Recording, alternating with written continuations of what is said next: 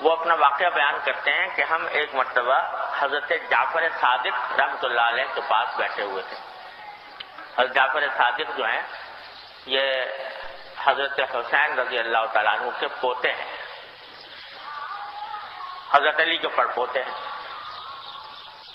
حضرت جعفر صادق رحمۃ اللہ علیہ. ان کی مجلس میں بیٹھے ہوئے تھے کہ اتنے میں دیکھا کہ حضرت سفیان ثوری رحمۃ اللہ علیہ تشریف لائے. سفیان ثوری بڑے درجے کے جلیل القدر محدثین میں سے بھی ہیں، فقہا میں سے بھی ہیں، صوفیاء کرام میں سے بھی ہیں. تو وہ تشریف لائے، اس لیے آئے کہ حضرت جعفر صادق بڑے بزرگ تھے اور نبی کریم صلی اللہ علیہ وسلم کے اہل بیت سے تعلق تھا، تو ان کی مجلس میں شرکت کے لیے آئے تاکہ ان سے نبی کریم صلی اللہ علیہ وسلم کی کچھ باتیں سنیں. حضرت جعفر صادق نے اجازت دے دی کہ آ جاؤ. تو جب وہ بیٹھ گئے تو جعفر صادق رحمۃ اللہ علیہ نے فرمایا سفیان ثوری سے کہ بھائی سفیان صاحب، آپ ایسے آدمی ہیں کہ جو حکومت کے لوگ ہیں وہ آپ کو اکثر و بیشتر طلب کرتے ہیں، کیونکہ سفیان ثوری رحمۃ اللہ علیہ بڑے درجے کے بزرگ تھے، بڑے عالم تھے. تو جو خلیفہ وقت تھے وہ کبھی کبھی حضرت سفیان ثوری رحمۃ اللہ علیہ کو اپنے پاس دعوت دے کر ان سے کچھ دین کی باتیں سیکھا کرتے تھے. تو آپ تو ایسے آدمی ہیں کہ حکومت کے جو خلیفہ جو حاکم ہے وہ آپ کو اپنے پاس بلاتا ہے اور آپ سے وعظ نصیحت سنتا ہے، اور میں ایسا آدمی ہوں کہ حکومت میرے پیچھے لگی رہتی، کیونکہ یہ زمانہ تھا بنو امیہ سے کچھ پہلے کا. تو اس میں یہ ہوتا تھا کہ یہ ان حضرات سے کچھ ان کو خطرہ ہوتا تھا حاکموں کو کہ پتہ نہیں ہمارے خلاف کوئی بغاوت نہ کر دیں، تو اس واسطے ان کی ذرا پیچھے لگے رہتے تھے. تو کہا بھائی گویا دوسرے الفاظ میں یہ کہا کہ حکومت جو ہے وہ تو آپ کے سے کو بلا کر آپ سے باتیں کرتی ہے اور ہمارے خلاف ہے، ہمارے پیچھے لگی رہتی ہے.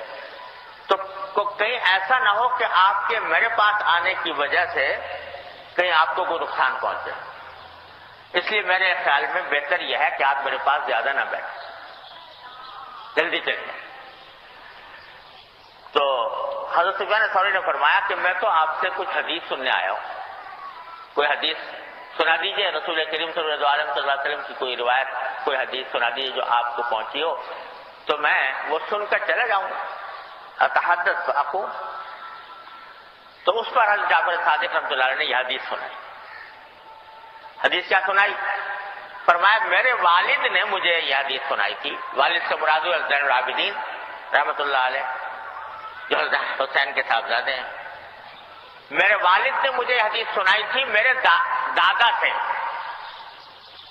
یعنی حضرت حسین رضی اللہ تعالیٰ، کہ رسول کریم سرور دو عالم صلی اللہ علیہ وسلم نے فرمایا کہ من انعم اللہ علیہ بنعمت فلیحمد اللہ ومن استبطأ الرزق فلیستغفر اللہ ومن حزبہ امر فلیقل لا حول ولا قوة الا باللہ، او کما قال صلی اللہ علیہ وسلم. یہ حدیث سنائی کہ مجھے یہ حدیث سنائی تھی کہ رسول کریم سرور دو عالم صلی اللہ علیہ وسلم نے ارشاد فرمایا کہ جس کسی بندے پر اللہ تبارک و تعالیٰ کوئی نعمت دے، جس کسی بندے کو کوئی انعام کرے، کوئی اچھی حالت میں پہنچے، فلیحمد اللہ، تو اس کو چاہیے کہ اللہ تعالیٰ کا شکر ادا کرے، الحمدللہ کہے کہ ساری تعریفیں اللہ کی ہیں، شکر اللہ کا ہے، حمد کرے، شکر ادا کرے. ایک تو یہ، دوسرا یہ کہ من استبطأ الرزق فلیستغفر اللہ،